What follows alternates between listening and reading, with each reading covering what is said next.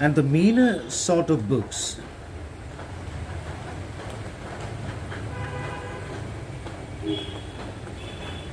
else distilled books, are like common distilled waters, flashy things.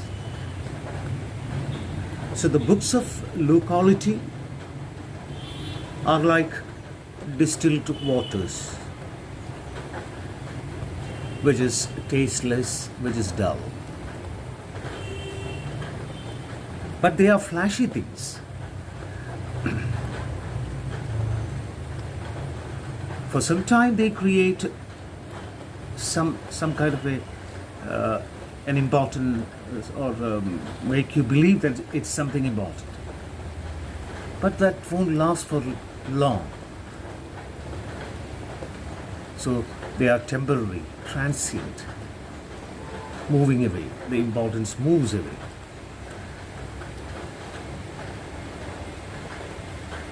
Then, reading maketh a full man, conference a ready man, and writing an exact man. He is trying to distinguish between these three. Reading makes a full man. A full man, maybe rich in insight, rich in the mind, rich in the inner recesses. Reading makes a man who is rich in the inside. Then conference a ready man. Conference is conversation. You talk to a person, you interact with persons, make you a ready man. Ready man can be taken as quick-witted. When you interact, you have to give a reply. You have to respond to what the other person says to you. So you have to be very quick in your response. And quick-witted. Wit in the sense, a man of wit, a man of wisdom. So suddenly you have to give a wise remark. It's only by conference you will be tuned to giving a quick response. And if you practice writing, it makes you an accurate man, an exact man, accurate man. Without beating about the bush, you can give pointed replies if you have practiced writing. So Bacon is trying to differentiate these three skills. And therefore, if a man write little, he need have a great memory. But if he is not used to writing that much, it will be compensated by his memory. And if he confer little, or if he doesn't interact with people that much, he need have a present wit. He should have a present wit that is inherent in him, so that he can use it. These are the skills we develop, but inherently some people are capable of reading a lot and understanding things, or becoming rich in the inner minds, or one who can give a quick response, like that. So if he confer little, he need have a present wit, and if he read little, he need have much cunning. So if he doesn't read books much, that means he is not acquiring knowledge much, then he should be cunning enough to seem to know that he does not. That is, to show others, he must be very sure to show others that he knows everything. At least he should have that shrewdness to show that he knows everything. But these are all pretensions, But if the best thing is to read lot and be rich in the inside, and the best thing should be to converse a lot, or to interact with people a lot, that you become quick-witted, and finally, if you are best at writing, you become an accurate man, very accurate that you can pinpoint anything you want. Otherwise, you have to pretend a lot. And then coming to the last part, histories make men wise, poets witty. He says about certain subjects, which subjects really fits you into a definite slot. Study of certain subjects will give you mental acuteness, mental sharpness. Histories make men wise. If you want to be wise, study history. So he catalogs it, all subjects, and how studies influence our mental, influence our really our character or our manners. Histories make men wise, poets witty. Witty in the sense, I think it's imaginative. You can use that word imaginative. Mathematics subtle. Mathematics makes you subtle. Subtle really is something complex, something complicated. That means you are able to deal with so many problems together. That makes you a complex human being. Or then natural philosophy, there's the natural sciences, deep. Almost all these words convey the same kind of meaning. That increases your depth, your sharpness of mind, etc. But he says about each subject and how it affects you. Then natural philosophy, that is natural science, makes you deep. Then moral philosophy makes you grave, makes you serious. Logic and rhetoric, able to contend. Able to contend. Contend is to argue. If you study logic and rhetoric, the art of conversation, makes you argue. Anyway, just note that line, which subject affects you according to Bacon. Then he says, there is a Latin quotation, abiunt studia in mores. That is how you pronounce it in Latin, I'm told. That means, if you translate it, studies have a great influence on our character and manners. That's the literal translation of it.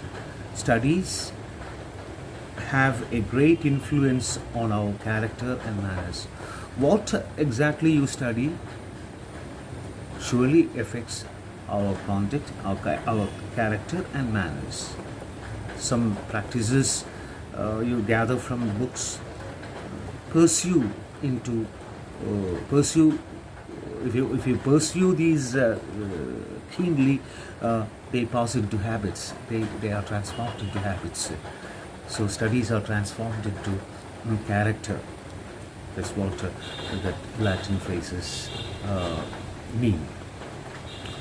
Usually in Bacon's essays, you find many kinds of Latinisms, Latin expressions come into play. So that is in a nutshell. He says about he speaks about each kind of subject and how it affects you. And in generally, one can say that studies have a great influence on our character. Nay, there is no stone or defect, impediment, its obstacle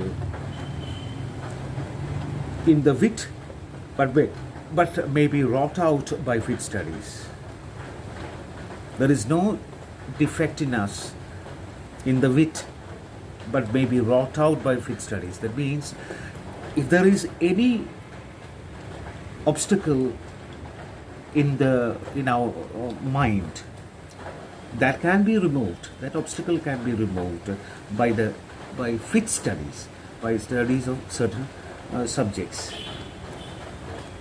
Nay, there is no stone or impediment in the way there is the negative. By using double negatives, he brings out the fact that anything, if there is anything, if anything happens in our mind, it can be removed by studies. Like, as diseases of the body may have appropriate exercises. So doctors advise you to do physical exercises which is suitable for you to cure some disease. Like that, disease of the mind can also be cured by studying certain subjects. Then he lists, he makes a list of what all can be remedied. Bowling is good for the stone, and rains is kidney. You speak about renal, that's the adjective form of rains here. Bowling is good for the stone and rains. Shooting for the lungs and breasts. Gentle walking for the stomach, maybe for the digestion. Riding for the head, horse riding for the head, and the like. So he catalogs some exercises, some kind of sports, so that the physical imbalances can be remedied. So if a man's wit be wandering, that means if he is not able to concentrate on something, let him study mathematics. For in demonstrations, if his wit be called away never so little, he must begin again. For when you are solving a problem, then you get stuck up somewhere. You're not able to proceed. You go back. So if you are stuck up in such a manner, so that means that your wit is wandering. You are not able to concentrate. Let these people study mathematics. If his wit be not apt to distinguish or find differences, let him study the schoolmen. So if we want to study differentiation, or we want to differentiate one between the other, then let him study the schoolmen. Schoolmen are middle-aged philosophers of the middle age. Or you can generally you can say scholars. You can study the scholars and what they say, what they argue about the schoolmen. For they are simile sectoris, another Latin expression, means hair splitters.